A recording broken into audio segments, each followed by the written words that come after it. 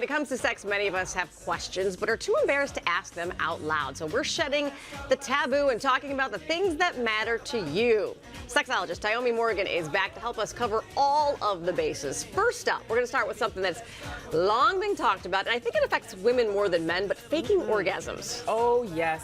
And why do people do that? It seems like a really bad idea to me. You know, to me too, and unfortunately we have a lot of people that care more about their partner's egos and feelings than their own pleasure.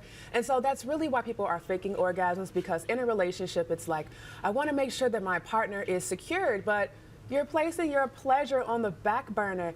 And so there is a thing right now called an orgasm gap, where it is for sure that men are going to have their end, but it's not always for sure for women.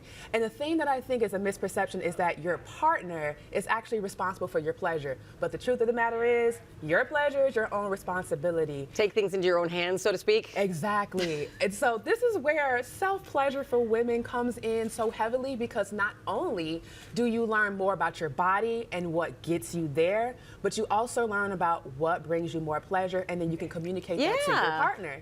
And then you can take the workload off your hands. Right? Exactly. Communication. We're also going to talk about threesomes too, because and you and I were talking a little bit on the break. It's something a lot of people talk about. Yes. I'm like, I just can't wrap my head around it. But you gave me there's some good ideas that can make it feasible. I don't know. So the main thing is asking yourself, what is it for? Yeah. You know, why are we having this threesome? Are both partners on board to bringing somebody else in for the fun and innocence and play of being able to explore freely sexually? Or is it something that's really self-serving for one partner who has a dissatisfaction in the relationship? How healthy is your relationship? Are you in a healthy place where you can open up your monogamous relationship for a point in time to bring somebody else in?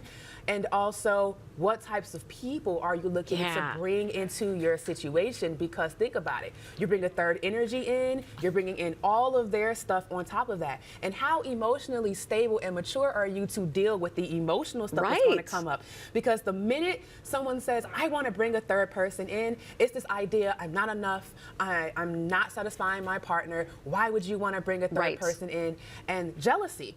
So are you emotionally inept enough to be able to handle that stuff when it comes up, to not attack your partner about it and deal with your own internal conflicts? Well, and there are kind of levels you were saying to this too, where you can make it not necessarily about three people all having sex together. It can be about you and your partner and someone else on the side. Exactly, because some people want to go full throttle, fresh out the gate, and it doesn't have to always go there just yet. Threesomes come in many different forms with many different couplings of people, and so you can start out basically by just having somebody watch the two of you get it on, and that's still a threesome. It's just one inactive partner who's just being a voyeur. And so kind of taking those baby steps, but preparation is necessary. Communication, lots of conversations, boundaries, all of these things have to be discussed before you can actually put the fantasy in motion. Because on paper, everything looks good. Oh yeah, it sounds great, right? If you on paper, reality, but in real life, let's be honest, these things can get a little sticky, a little tricky, and they can hurt and break up relationships. And that's why I said first, how healthy is your relationship? Can your relationship handle opening up for a moment in time? Because if you subscribe to being monogamous, a threesome is temporarily opening it up. Yes. And so will your marriage or will your relationship survive a temporary opening, or is that something that you will want to close off? Do you want to keep it open after? So this can change the entire dynamic of your relationship, and the question is, are you prepared to have that conversation and make those shifts? All right, we got some viewer questions that people sent in that we're going to throw at you now. Let's take a look. The first one here. Is it possible to become artistically inspired when you're aroused? Oh, absolutely. I would think so. Juices are flowing. Of course. And think about this. Sexual energy is also creative energy. It's the energy that inspires all of the art that you see, anything that's visually beautiful. And I mean, it creates people. Yeah. So how could you not become creatively inspired when you're having sex? And so the best thing to do if you have like a stroke of or a strike of inspiration while you're like at your orgasmic peak, continue to let that orgasm ride out, but then right after, write your idea down. Yeah, right, exactly. So you don't forget it, because in that moment of bliss, everything is just kind of like you're connected to the creator, you're connected to like this outer worldly thing, and you feel like super inspired, but then you might forget it just as quick as that orgasm disappears. So write it down. Okay, probably have time to get to one more. Let's take a look. My partner is kind of shy, but I want to spice things up. How do I get my partner to have public sex with me?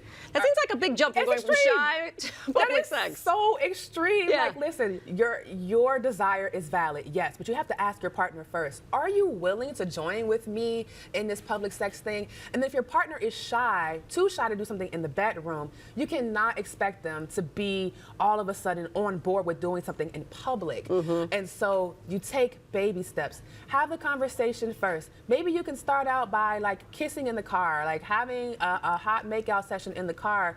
But the first thing is ask your partner, are you willing to do this? And then talk to see where you can meet a middle ground. Maybe full on penetrative sex is not what your partner is ready for, right, but maybe some hot cadoodling inside of the car is a good start and a happy medium to appease both people. Maybe, maybe try out different rooms in the house first with the windows open. Exactly. You know what I'm saying? Because, the idea of what public means has to be expounded on too, because like you say, you can open the windows and that's just as public. People are passing by, they can see into your home.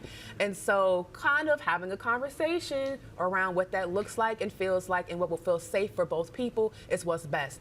And you can't just get your partner to do anything. Right. They have to be willing and be on board. So knowing that it's important to honor your partner's wishes and where they are in their sexual expression is really important. Could you imagine if you finally talked your partner into doing this and you get arrested for public indecency? But that's a very valid thing. Yeah. And people don't know this, but if you get caught and if you get prosecuted, you have to register as a sex offender. Oh my gosh, yeah. So make sure the conversations are had first. Yes. Thank you so much for being here. This was a lot of fun. And of course, we have a million other questions we could possibly get to.